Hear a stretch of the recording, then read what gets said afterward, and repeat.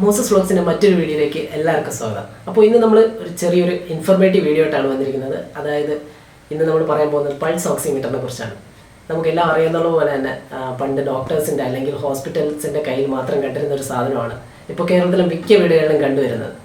എന്താണെങ്കിലും നമുക്ക് നേരെ വീഡിയോയിലോട്ട് പോകാം. ആദ്യമായിട്ട് തന്നെ നമുക്ക് ഇതിൻ്റെ യൂസ് എന്താണെന്ന് നോക്കാം.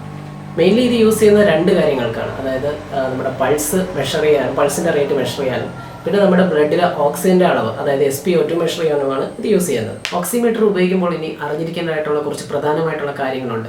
അതാണ് ഞാൻ ഇനി പറയാൻ പോകുന്നത്.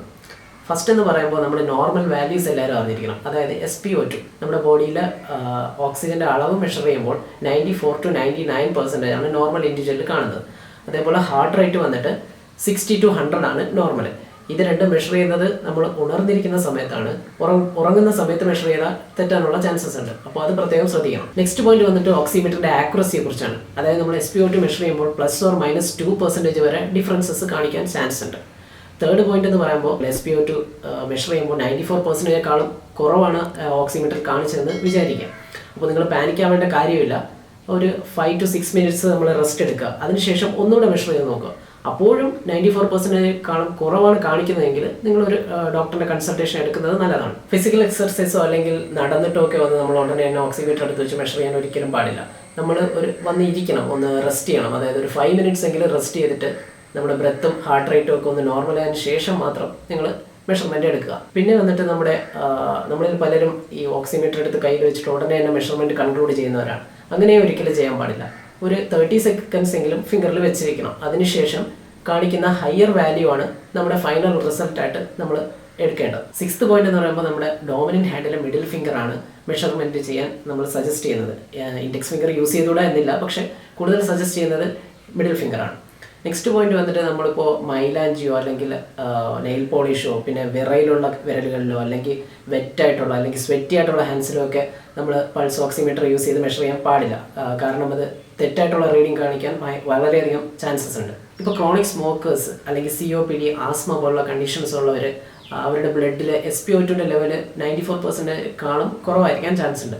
അപ്പോൾ ഇങ്ങനെയുള്ളവർ എന്തെങ്കിലും ഡൗട്ട്സ് വരുവാണെങ്കിൽ ഡോക്ടേഴ്സുമായിട്ട് കൺസൾട്ട് ചെയ്യുന്നത് നല്ലതായിരിക്കും. നെക്സ്റ്റ് പോയിന്റ് വന്നിട്ട് കോവിഡ് പോസിറ്റീവ് ആയിട്ടുള്ള ആൾക്കാർക്ക് വേണ്ടിയുള്ളതാണ്.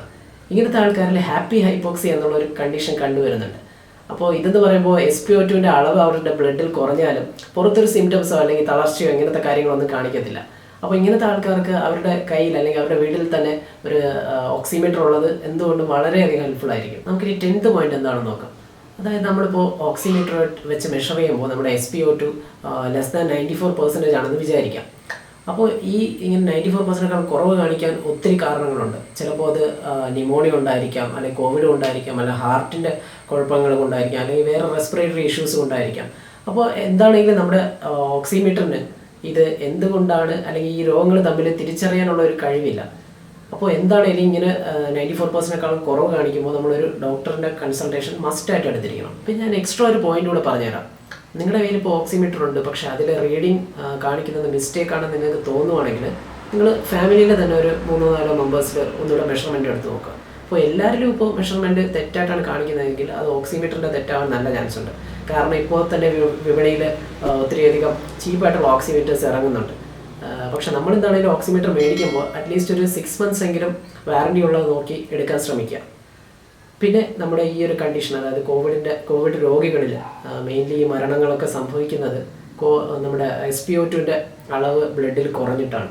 അപ്പോൾ എന്താണെങ്കിലും നമ്മളൊരു ഓക്സിമീറ്റർ വാങ്ങി വെക്കുന്നത് എപ്പോഴും നല്ലതായിരിക്കും. അപ്പോൾ ഈ ഒരു കുഞ്ഞു വീഡിയോ നിങ്ങൾക്ക് വളരെയധികം ഹെൽപ്ഫുൾ ആയിരിക്കുമെന്ന് ഞാൻ വിചാരിക്കുന്നു. ഞാൻ മാക്സിമം സിമ്പിൾ ആൻഡ് ഷോർട്ടാക്കി പറഞ്ഞുതരാൻ ശ്രമിച്ചിട്ടുണ്ട്. പിന്നെ എന്തെങ്കിലും ഡൗട്ട്സ് വരുവാണെങ്കിൽ ഞങ്ങളുടെ Instagram വഴി താഴെ കൊടുത്തിട്ടുണ്ട്. അതുവഴി നിങ്ങൾക്ക് ഞങ്ങൾ ഡയറക്റ്റ് കോൺടാക്ട് ചെയ്യാവുന്നതാണ്. പിന്നെ ഈ വീഡിയോ നിങ്ങൾക്ക് ഫാമിലിക്കും ഫ്രണ്ട്സിനും ഒക്കെ ഷെയർ ചെയ്യാം. അവർക്കും വളരെയധികം ഹെൽപ്ഫുൾ ആയിരിക്കും. അപ്പോൾ നെക്സ്റ്റ് വീഡിയോയിൽ കാണുന്നവരേക്കും ഗുഡ് ബൈ.